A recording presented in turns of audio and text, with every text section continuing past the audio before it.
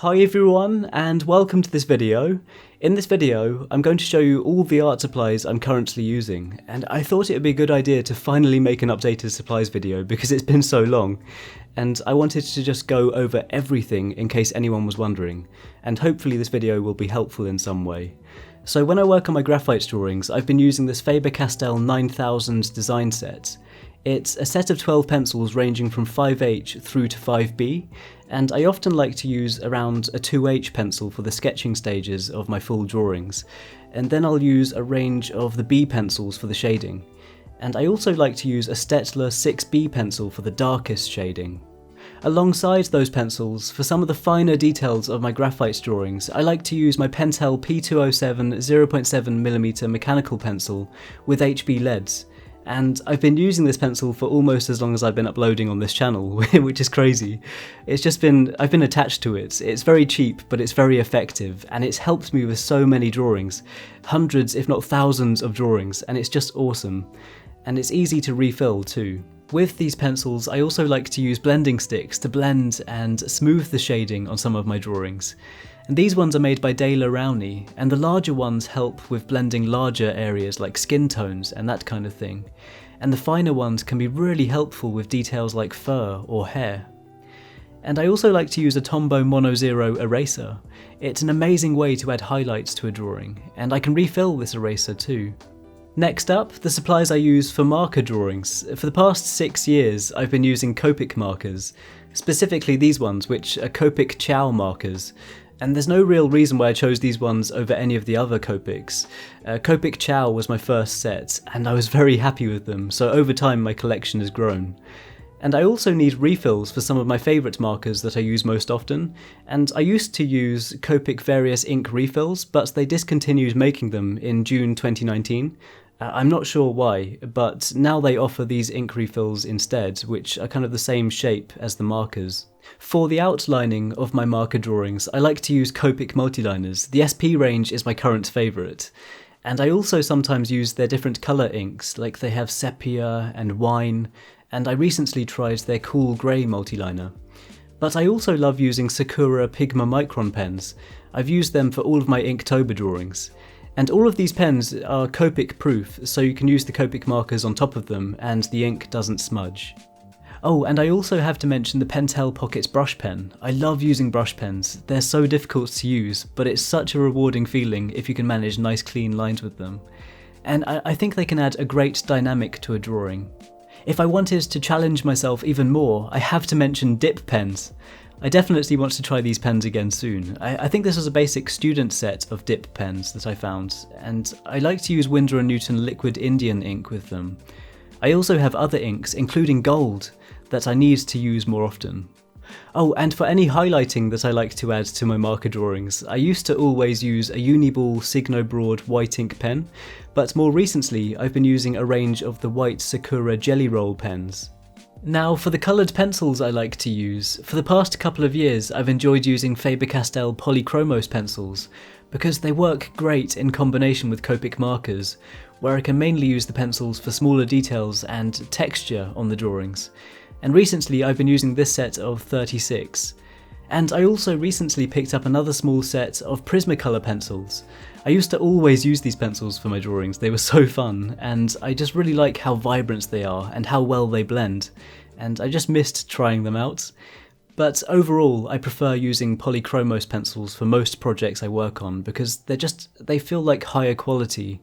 They're less prone to breaking, and they have a higher light fastness, which means that they're more resistant to fading from exposure to sunlight, which is something that's very important to consider. Another amazing set that's helped me out a lot, over this past year especially, is this set of Faber-Castell Erasable coloured pencils. They've been really awesome for sketching in my mixed media sketchbook when I'm trying lots of fun and experimental art projects with mixed media. And it's also been refreshing to sketch with something other than graphite all the time.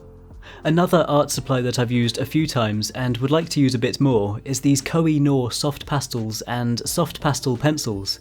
I worked on some really fun projects with them just over a year ago, and I think I'd enjoy trying them out again soon, because it's so refreshing to try out something that's so different from everything else I use. They're extremely messy though, so I'll have to give my desk some warning. Over this past year, I tried out Posca paint pens for the first time, and I'm so glad I did. I continued to try them out in lots of different projects, and it's been so fun trying them out on different surfaces too.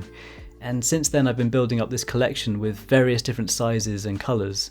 Learning about Poscas has been a really positive experience because I feel like I've tried out projects and art ideas that I never would have tried before, and they definitely brought me out of my art comfort zone, which I'm so grateful for, and I'm looking forward to using these pens more. In some of my projects, I also like to use watercolour paints. In this case, I've been using this Winsor & Newton Cotman half pan set with 45 colours. And I've been trying to improve with them because I sometimes enjoy using them for background details in my drawings. I find working with watercolour quite intimidating sometimes, and it's something that I really want to continue improving on, and I'd also love to try out gouache at some point. I also like to use the Winsor & Newton Cotman watercolour brushes that go along with this paint set, and if I ever need to, I like to use Winsor & Newton Art masking fluid with the specific masking fluid brushes. And this is really awesome. If you want to mask off an area from getting any paint on it, then you can brush the dried masking fluid off afterwards. Now I'll go over all the different types of paper I like to use. A standard paper that I'd recommend for drawings with graphite or with markers would definitely be smooth Bristol board from either of these two brands, Strathmore or Canson. And recently I've been trying out Strathmore 500 series Bristol with a 2-ply plate surface, and it's a heavyweight Bristol paper that's intended for final art pieces, and it's been amazing. I used it for a few of my recent drawings, and I've loved it. For watercolour art, I've enjoyed using Arch's hot pressed 300 GSM, and recently I tried out Fabriano Artistico hot pressed. They're both quite pricey, but I can get multiple paintings out of each page, and it takes me a long time to get through them, so it's worth it in the end. I also love using Strathmore's toned tan and toned grey mixed media paper. They're pretty awesome because when you have a mid-tone background like this, the highlights work really well, and they can make your drawing stand out from the surface. Oh, and in my videos you might notice that I like to tape the paper to my desk. I just use regular art masking tape for this. And then when I want to tape the borders of a watercolour painting or a Posca pen project to keep nice sharp lines, I like to use washi tape like this.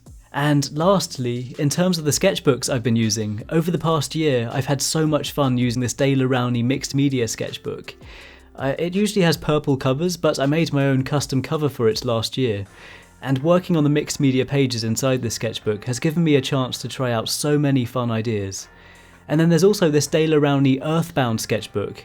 I've been using this for 5 Inktober's in a row, and I love working on toned tan paper like this.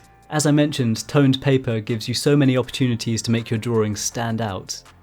This collection has taken quite a long time to build up, lots of trial and error, and finding supplies that suit my art style and the way I like to work. And some of these supplies can be quite expensive, and some of them are also very cheap. And I've often found that some of the cheapest supplies end up being some of my favourites. That's why I wanted to say that I'm always going to recommend trying out any art supplies that are available to you. You never know what supply might capture your imagination, and I've always loved the challenge of trying any art supplies I can find. And I also wanted to say that it wouldn't have been possible for me to build up a collection like this if it wasn't for you and the amazing support you've shown me over the years. I've been working on this channel now for over 9 years, and I just wanted to thank you for supporting and encouraging me throughout that time. You've really helped me with my confidence to try lots of different art supplies, and it really does mean a lot. I've tried out so many ideas that I never would have thought of trying before because of you and the amazing support you've shown. So thank you so much. Be sure to let me know what you think down in the comments, and also let me know about your current favourite art supplies. I would love to read that. And as always, let me know if you have any suggestions for future art videos I should work on. Your suggestions are so helpful. If you want to see more videos like this, then feel free to subscribe to this channel, and any likes or shares on this video are hugely appreciated. If you want to follow and support my art progress, then be sure to check out the links in the description for my Twitter, Facebook, Instagram and Patreon. And once again, thank you so much for watching, and thank you so much for the support. I really appreciate it. I hope you're all doing okay, and I hope you have a great day, and I'll see you all soon.